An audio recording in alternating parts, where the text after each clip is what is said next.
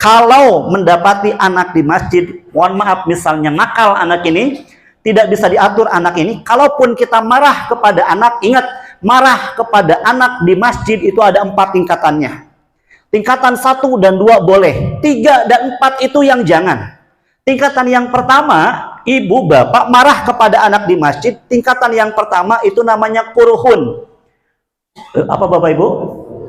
Kurhun itu kalau menemukan anak lari-lari di masjid, anak lari-lari nakal dan sebagainya, kita kesal kepada anak itu, tegur dia, tapi dengan cara kurhun. Apa kurhun itu? Kurhun itu kata yang disampaikannya baik, caranya pun lembut. Apa bu? Nah, kata yang disampaikannya baik, caranya lembut. Anak lari-lari. Nah, saya contohkan nih, mana anaknya nih? Ini anaknya dia. Ini anak siapa ini? Anak Pak. Gak apa-apa Pak. Ini anak Pak ya? Anak lari. Nggak apa-apa sih Pak. Ini anak. Di sini, di bawah nak. Sini. Ini anak lari di sini dek. Siapa namanya dek? Asraf. Asraf cita-citanya jadi apa? Cita-citanya jadi apa? Nggak tahu. Asraf. Nah, Asraf jadi model ya. Ini anak bu. Ini anak nih. Saya kesal kepada anak. Kesal, tegur anak dengan cara kurhun. Apa itu kurhun? Nah, apa lari-lari tadi? Jangan lari. Ini kan masjid ya. Nggak boleh lari-lari ya.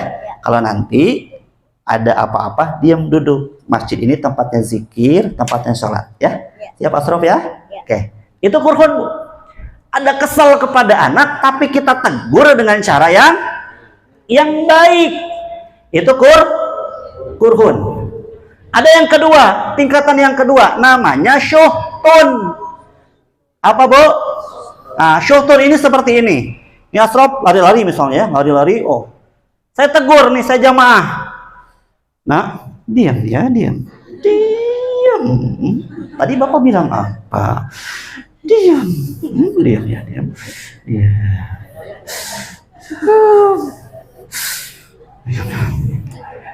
Itu apa bu? Syuhtun bu. Kesal ke anak, ingin gimana gitu ke anak tuh. Tapi kita coba mengendalikan nafsu amarahnya, walaupun sampai gigi itu gemeter. Gemeter bu. Ini sama halnya dengan bapak ibu kalau punya anak, anaknya tahu susah banget dikasih uang, tapi mudah dikasih uang kalau mintanya di hadapan tamu. Jadi kalau ada tamu, anak ini lari, "Ma, minta uang bu, minta uang bu, minta uang." Anak ini tahu kalau ibunya nggak ngasih pasti malu dengan tamu. Tapi akhirnya ibunya ngasih. Tapi ngasihnya dengan syuhdun. "Mau uang kamu? Tunggu sebentar. Ibu ambilkan dulu.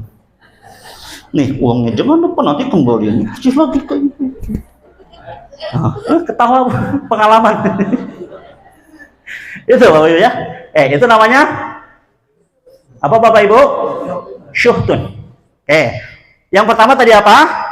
Kurhun. Yang kedua, syuhtun. Kurhun itu yang tadi, kata yang disampaikannya baik, caranya lembut. Caranya lembut. Kalau seperti ini kurhun bukan? Nah, diam ya. Diam sayang, diam. Kurhun bukan? Bukan. Pak, aman Pak ya, pakai baju Pak. Gak ke kulitnya. Jangan jadi KDRT nanti. Oke. Itu ya. Itu. Kurhun, syuhtun, Bapak Ibu boleh. Jenis marah kepada anak, kurhun, syuhtun boleh. Atau misalnya gini, Bapak Ibu meninggikan suara sedikit. Nak, Asraf, diam. Duduk. Oh, nggak nurut.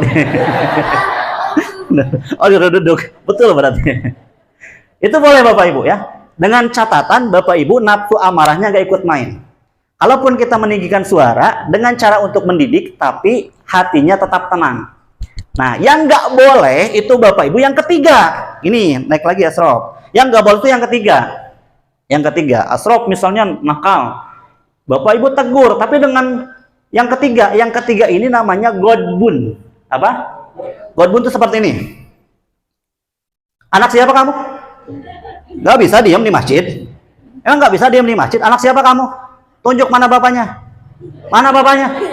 Tunjuk, itu bapaknya. Kenapa nggak duduk di masjid? Diam, nggak boleh lari-larian. Kamu tahu nggak? Ini masjid. Aku tuh keganggu kalau pas kamu lari-larian. Aku tuh lagi sholat, beribadah kepada Allah. Buat kesel aja kamu. Hutang banyak, istri cerewet, kamu juga ributin. Itu buat sambil ngedum malah sholat ya. Itu yang namanya godbun. Nah, godbun itu sama seperti hadis Rasulullah. Apa? Latag dob. Jangan marah. Latag dob walakal jannah. Jangan marah maka bagimu surga. Bapak Ibu, godbun itu cirinya ini. Kita kesal kepada anak, marah kepada anak. Yang pertama, wajah memerah. Yang kedua, nada tinggi.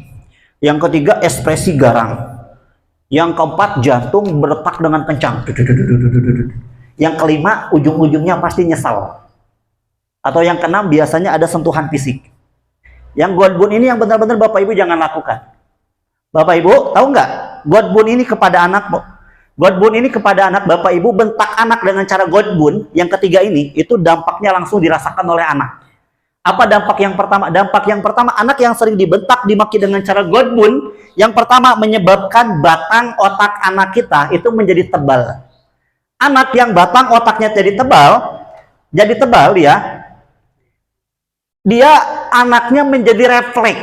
Kalau ingin sesuatu nggak dikasih, ada benda di depan dibanting, ada pintu dibanting. Contoh misalnya, Asrop nggak dikasih mainannya, pintu dibanting sama Asrop.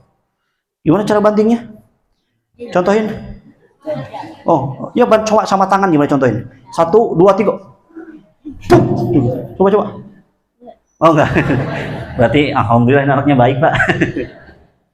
Dibanting pintu, ada apa-apa kalau nggak dikasih, guling-guling dia. Guling-guling, tantrum. Anak ini kalau tantrum itu salah satu cirinya boleh jadi karena batang otaknya tebal. Yang kedua Bapak Ibu, anak kalau dibentak, dimaki dengan cara godbun, hati-hati, ini yang bahaya. Anak itu bisa mati sel otaknya. Ini sel otak anak, Bu, itu ada 100 miliar yang pasif, ada 900 miliar yang aktif. Bapak Ibu bentak dengan cara godbun, itu menyebabkan langsung 10.000 sel otak anak kita mati. Sekali, Bu. Sekali bentakan 10.000 sel otak anak kita mati. Makanya hati-hati, anak ini yang sel otak anaknya banyak yang mati, dia akhirnya memori jangka pendeknya lupa, gampang lupa anak ini. Short memory, memori jangka pendeknya gampang lupa. Makanya hati-hati, jangan sering bentak anak kita. Ada yang keempat, Bu. Marah yang keempat kepada anak ketika di masjid. Apa yang keempat ini? Yang keempat ini namanya laknatun. Apa Bapak Ibu?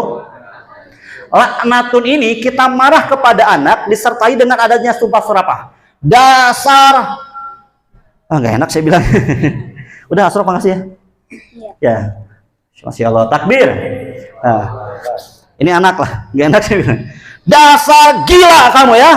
Dasar tolol kamu ya. Dasar edan kamu. Oh.